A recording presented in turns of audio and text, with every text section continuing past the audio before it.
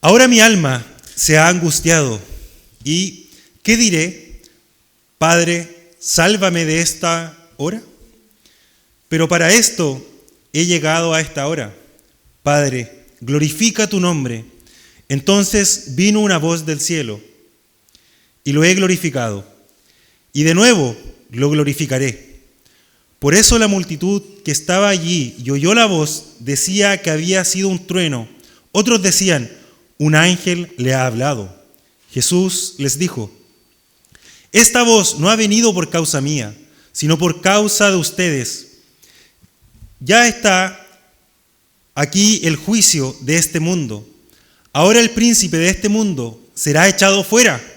Pero yo, si soy levantado de la tierra, atraeré a todos a mí mismo. Pero él decía esto para indicar la clase de muerte que iba a morir. Entonces la multitud le respondió, hemos oído en la ley que el Cristo permanecerá para siempre. ¿Y cómo dices tú, el Hijo del Hombre tiene que ser levantado? ¿Quién es el Hijo del Hombre? Jesús entonces les dijo, todavía por un poco de tiempo la luz estará entre ustedes.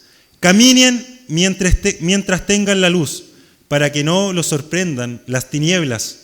El que anda en la oscuridad no sabe a dónde va. Mientras tienen la luz, crean en la luz, para que sean hijos de luz. Estas cosas habló Jesús y se fue y se ocultó de ellos. Amén. Bueno, hermanos, les saludo cariñosamente en el nombre del Señor, a los que nos saludé al inicio.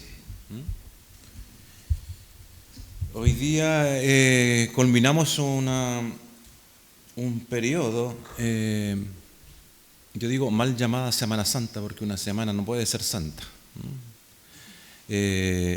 Solo Cristo es santo, y 3 veces santo. Hay una alabanza que dice, santo es el que vive, santo es el que reina. Él tiene toda la santidad. Y en nosotros también descansa para Cristo el mismo objetivo, que nosotros alcancemos la santidad en algún momento de nuestra vida. Estamos en ese proceso. Pero debemos buscar y ansiar también la santidad en nuestras vidas.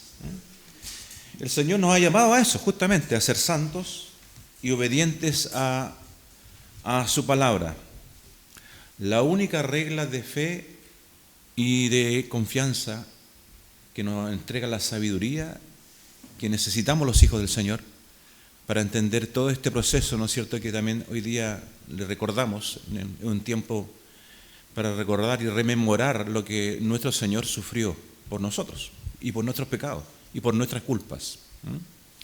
El texto que he apartado, he elegido para el sermón de esta mañana, tiene relación directa con todo este proceso tan cruel que sufrió nuestro Señor en la cruz. Pero quiero en esta mañana hablarles acerca de una frase que el Señor dice en estas instancias. Cuando Él dice, ahora está turbada mi alma. Ahora está turbada mi alma. Mientras estudiaba el pasaje, leía el pasaje en toda su extensión, también me perturbaba también.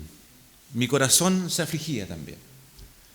Al pensar de lo que todo lo que hizo el Señor por nosotros, y en este instante se estaba preparando y estaba anunciando su muerte, por lo más una muerte cruel, dolorosa, porque lo está experimentando en su carne.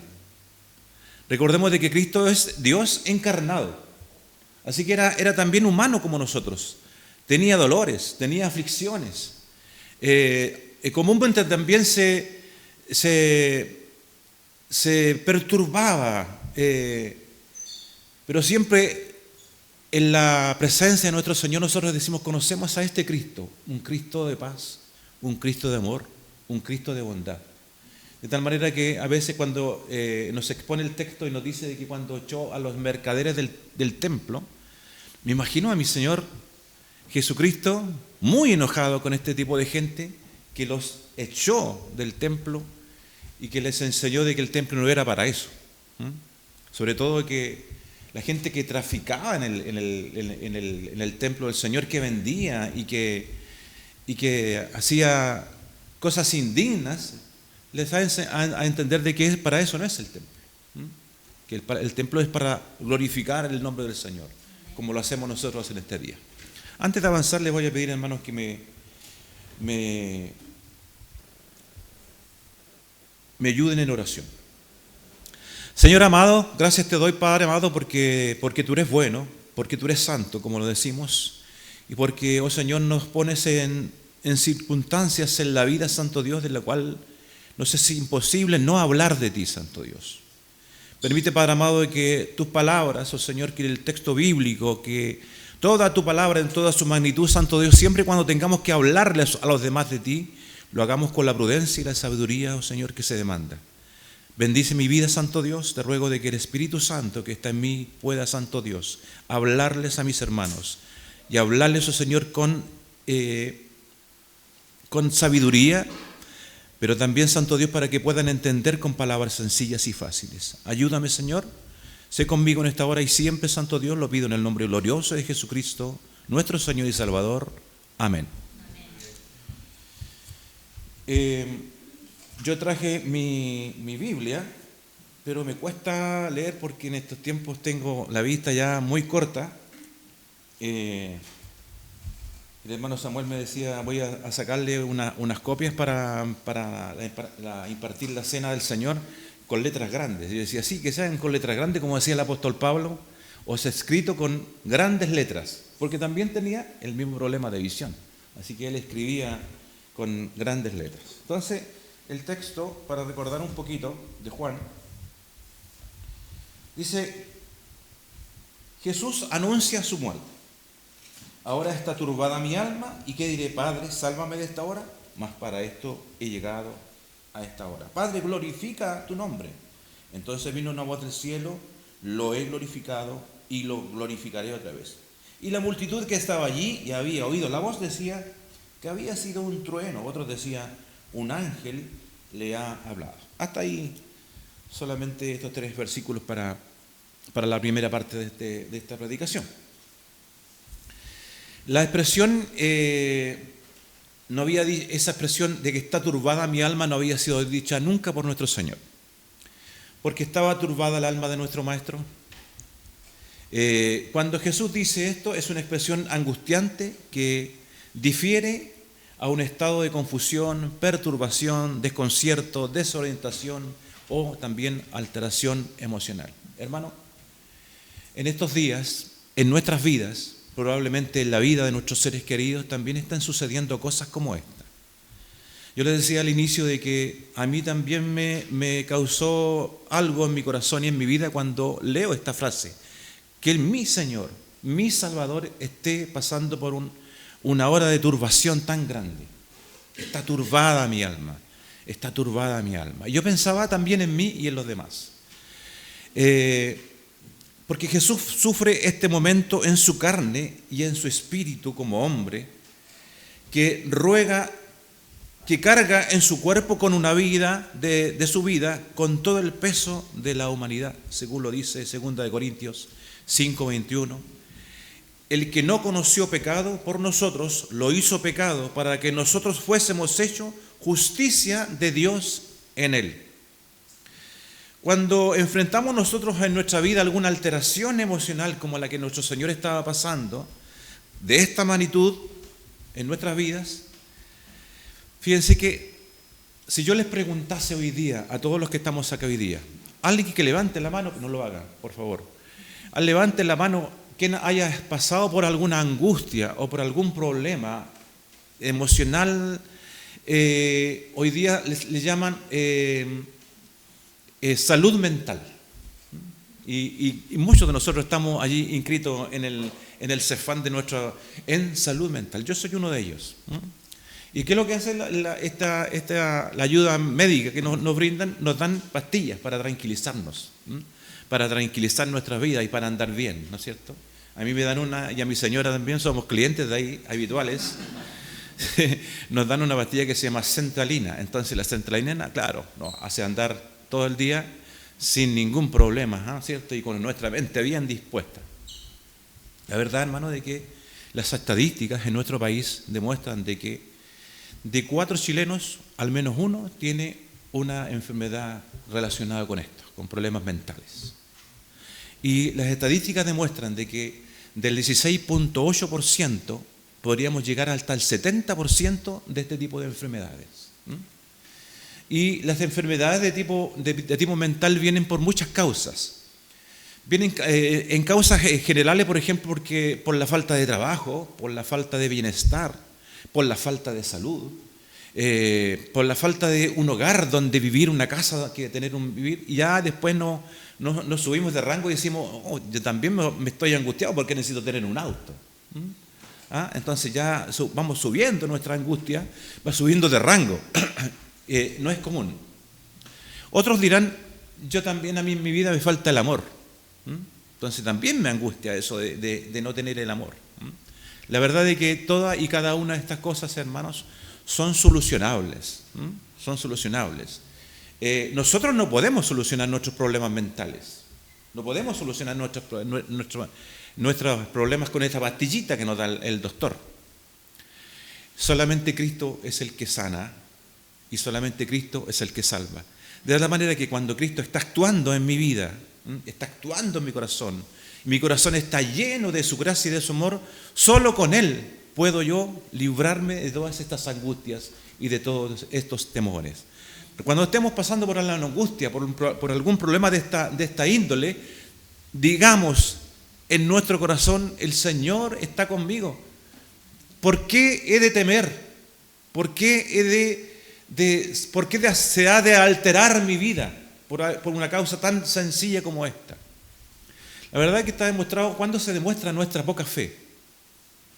Nuestra poca fe se demuestra que cuando estamos enfermos, no recurrimos primeramente a la oración, ni recurrimos primeramente a Cristo, sino que primero vamos a la salud. Primero vamos a el CEFAM más cercano o al hospital, en busca de nuestra sanidad.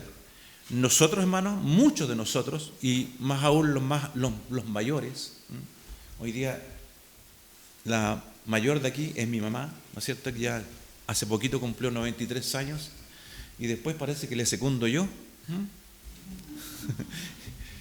Sufrimos en forma natural los dolores lógicos de la edad. Y siempre estamos quejándonos. Parece que es inevitable no quejarnos. Decir que nos duele esto, que nos atormenta esto otro, de que estoy pasando por un periodo en mi vida que es difícil de sobrellevarlo. Nosotros no podemos sobrellevar nada por sí mismos. No tenemos la fuerza, no tenemos ni siquiera la voluntad. Y si no tuviésemos a Cristo, menos podríamos hacerlo. Porque Cristo es el que está obrando poderosamente en nuestra vida. Hermanos, tengamos siempre pendiente en nuestras oraciones de que no quisiéramos ser parte de este porcentaje de enfermedades o de enfermos de nuestra vida. El Salmo 118:5, pero también Mateo 6:21 dice: por todo os digo, no os afanéis por vuestra manera por lo que vais a comer, por lo que tengas que vestir. No nos afanemos por esas cosas. Y Proverbios 12:25 dice: la congoja en el corazón del hombre lo abate, mas la buena palabra lo alegra. Filipenses 4:4, regocijaos en el Señor siempre. Otra vez digo, regocijaos. Hermanos, ¿qué nos está mostrando el texto? ¿Qué nos muestra la palabra? El Señor quiere que nosotros vivamos conformes, que nos conformemos, que aunque estemos abatidos, que aunque estemos dolidos, que aunque tengamos enfermedades, podamos gozarnos. Alguien dirá, no puedo gozarme en mi enfermedad. Nos falta algo. Alguien un día en nuestra iglesia anterior oró y en su oración decía: gracias, Señor, porque tú me has dado esta enfermedad que tengo que cargar de por vida. Y una hermana cuando terminó el culto le dijo: hermana, ¿usted oró por su enfermedad? ¿Dio gracias a Dios por su enfermedad? Amén, dijo. Debo dar gracias al Señor y debo mostrarme agradecido por todo lo que el Señor me ha dado. Porque también tengo momentos para alegrarme, porque también he tenido momentos de mucho gozo. Debo entonces gozarme también en la gracia del Señor y en el conocimiento de nuestro Señor. Así que, hermanos, estemos siempre gozosos. Primera de Pedro 5 dijo: echando toda vuestra ansiedad ¿sobre quién? Sobre Él, porque Él tiene cuidado de nosotros. Echemos toda nuestra ansiedad sobre Cristo, porque Él tiene cuidado de nosotros.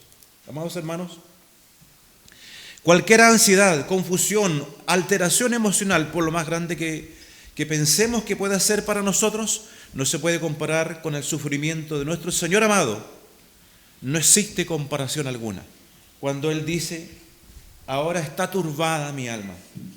¿Y qué diré? Padre, sálvame de esta hora, mas para esto he llegado hasta ahora. Y en otro momento de la historia de Jesucristo, cuando estaba en el monte Getsemaní orando allí, sus discípulos dormían mientras el Señor oraba. Sus discípulos estaban descansando, el Señor no estaba cansado según para ellos, o no le haría falta. Y el Señor angustiosamente dice de que de su cabeza brotaban gotas de sangre. Estaba afligido, su alma estaba muy afligida. El Señor se replantea en un momento diciendo: Señor, le dice a su Padre: Señor, si es posible, pasa de mí esta copa. No quiero beber la amargura de esta copa, esta muerte, no quiero pasar por esta muerte, porque tengo miedo. Y es natural que nuestro Señor hubiese tenido miedo, si era humano también. El Señor pudo haber recurrido a los ángeles del cielo para que lo hubiesen venido a librar. O le hubiese dicho: Padre, sencillamente no quiero vivir esto, pero quiero que tú me saques de aquí. Sino que vivió, se humilló hasta lo sumo, como un cordero fue llevado al matadero, y Él enmudeció. Él no consideró el ser Dios como cosa a que aferrarse, sino que se dispuso a esta muerte cruel, a esta muerte cruenta. Y además, nunca, en ningún momento de su sufrimiento, dejó de ser obediente a su Padre. Y dice el Señor: que no se haga mi voluntad, sino la vuestra. Jamás dejó de ser obediente al Señor. Ciertamente el Señor está tratando de explicarles a esta multitud, a esta gente, lo que va a pasar con su vida. La gente oye una voz en el cielo que decía, para leerlo textual, dice, me perdí pero oí, dice, y la multitud que estaba allí y había oído la voz decía que había sido un trueno. Otros decían: un ángel le ha hablado. Responde Jesús y dice: no ha venido esta voz por causa mía, sino por causa de vosotros. Hermanos, ¿dónde están los hermanos? ¿O dónde está el resto del pueblo? ¿O el resto de esta comunidad? Cuando hay celebraciones en el mundo de este tipo. Este es la gran parte de este pueblo, de esta humanidad, que no ha oído la voz del Señor. Habiendo oído la voz de Dios, ellos dicen: tiene que haber sido un ángel, tiene que haber sido un trueno. Por eso hoy día el mandato de Cristo, hermanos, es permitirle acercarnos a aquellos que tienen hambre y sed de recibir el mensaje de Cristo, de hacerles oír, de acercarles a esta palabra de bondad, de acercarles el mensaje de salvación, que solamente en Cristo hay salvación, que no tenemos la fuerza suficiente para hacer de nosotros mismos una mejor persona. Si no está Cristo en nuestras vidas, nada de lo creado puede hacerlo. La gente estaba confundida y todavía está confundida. La gente sigue confundiéndose y declarando por falsa las cosas que vienen del Señor. Dice el Señor, le respondió la gente: nosotros hemos oído de la ley que el Cristo permanece para siempre. ¿Cómo pues dices tú que es necesario que el Hijo del Hombre sea levantado? ¿Quién es este Hijo del Hombre? No conocían a Cristo. Cristo tenía que padecer. Cristo tenía que morir. Cristo tenía que descender a los infiernos, al Hades, a la muerte, a la tumba. Pero hoy día podemos alegrarnos y decir: Cristo ha resucitado. Y Cristo resucitó una vez y para siempre. Pero tuvo que gustar la muerte, tuvo que vivir la muerte. Hermanos, el mismo proceso ha de suceder en nuestras vidas el día que nos toque partir con el Señor. No sé si ustedes han visto la película del apóstol Pablo.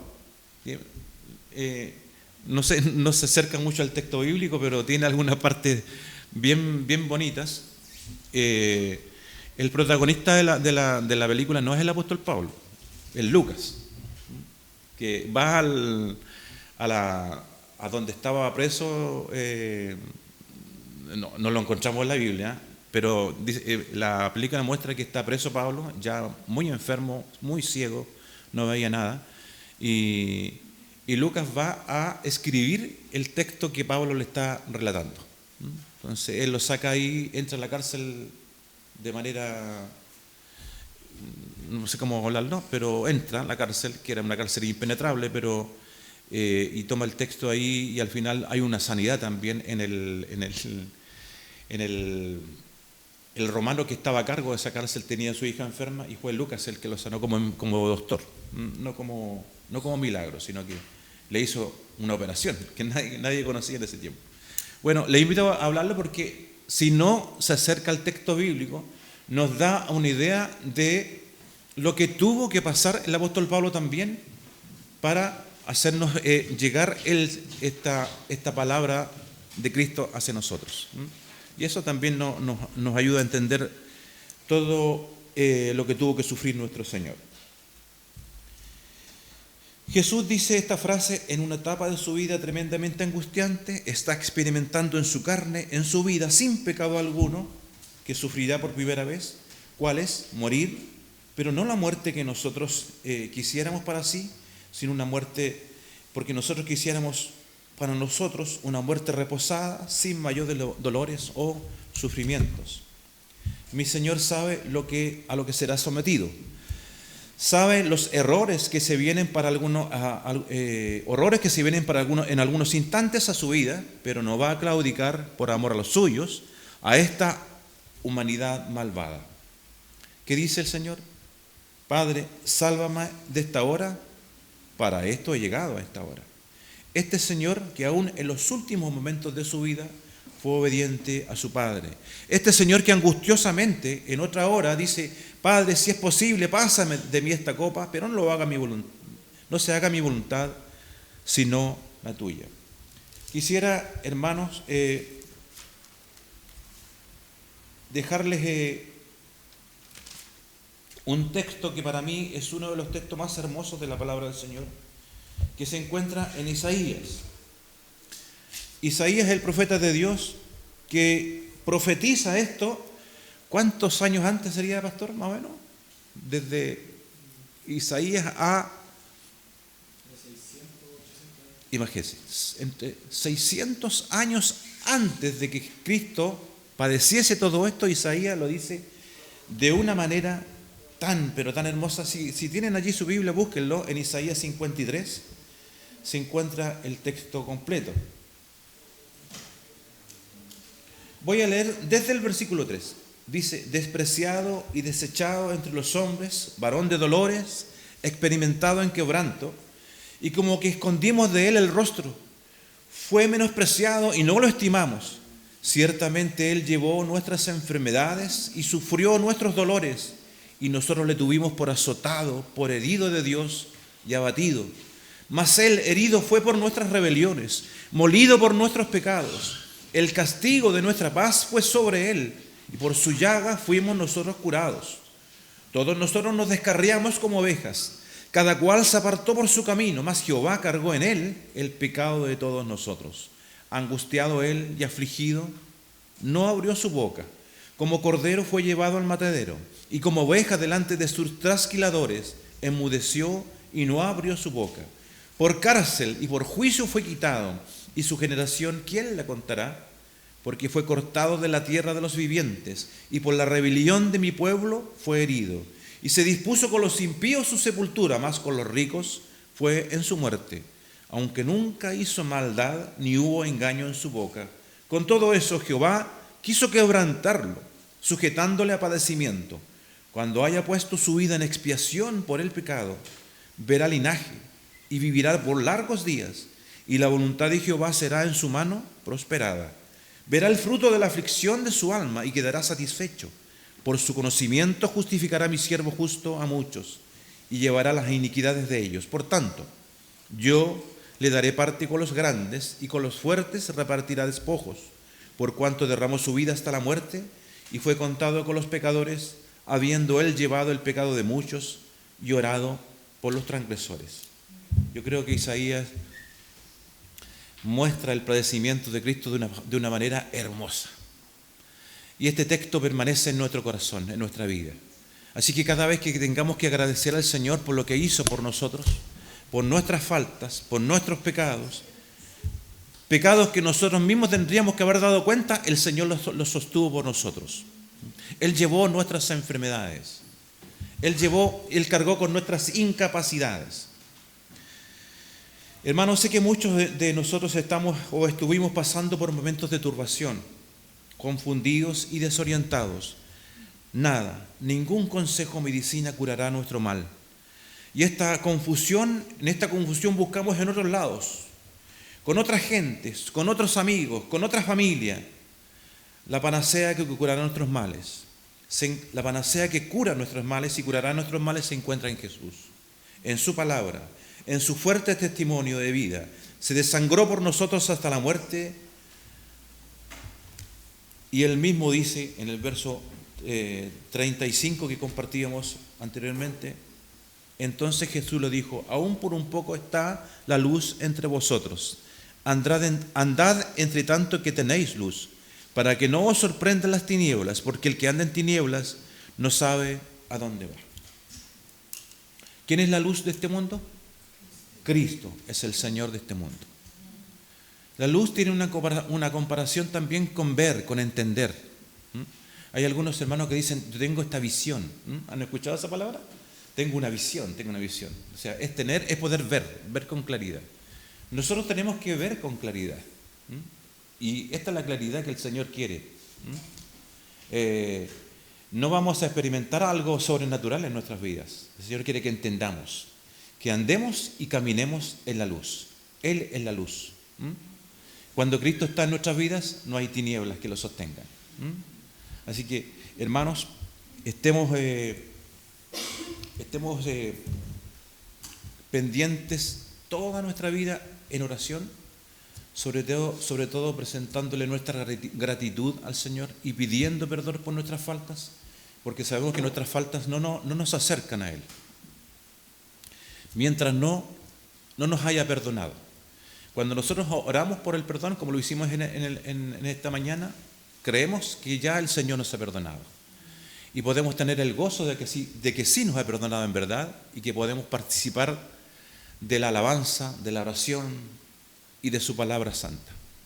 Hermanos, también preparemos nuestro corazón, porque en este instante vamos a compartir la mesa del Señor, en la mesa del Señor, la comunión, y pedimos de que también el Señor prepare nuestras vidas y nuestros corazones. Amén. Amén.